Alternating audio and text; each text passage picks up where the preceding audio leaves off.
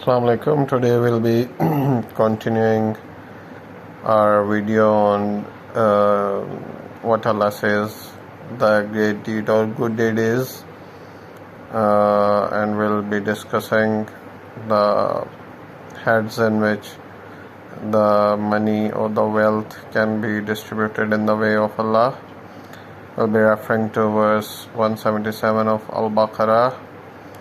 Allah says in that verse that the great goodness or deed is also to spend the wealth in Allah's way, Allah's love on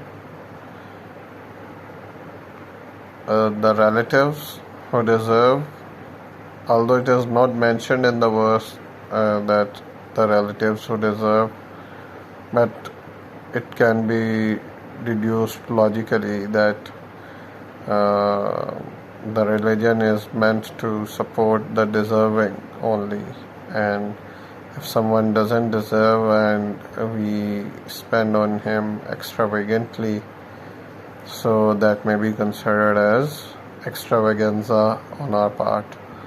So the one who spends his wealth upon his relatives and upon orphans and the ones who are stagnant in their financial status, such as the people who are jobless or people who are differently abled or handicapped and are unable to earn a livelihood, or people who are living off food stamps, etc.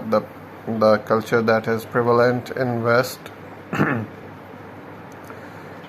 as well as those who beg, who question people to give them alms, and as well as to free the necks. Now, what does the word riqab, or whose literal meaning is to free the necks, mean in our context, since we don't see slavery in our ages? So it can mean basically in different aspects, and that is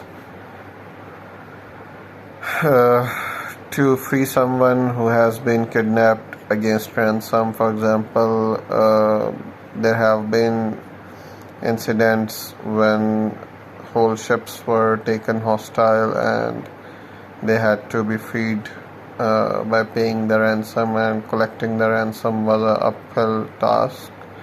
So a ransom can be collected in such scenarios through charity. So the question that arises here is that whether this sort of charity be done on non-Muslims as well. Well,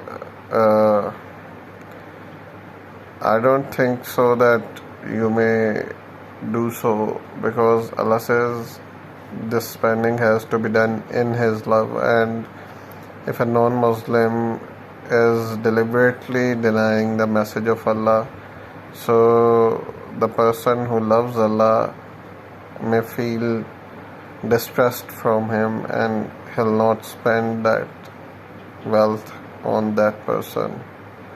So the people who believe Allah have to be prioritized in this. This was my message for today. Assalamu alaikum. Allah Hafiz. Will continue with part 3 of this video series.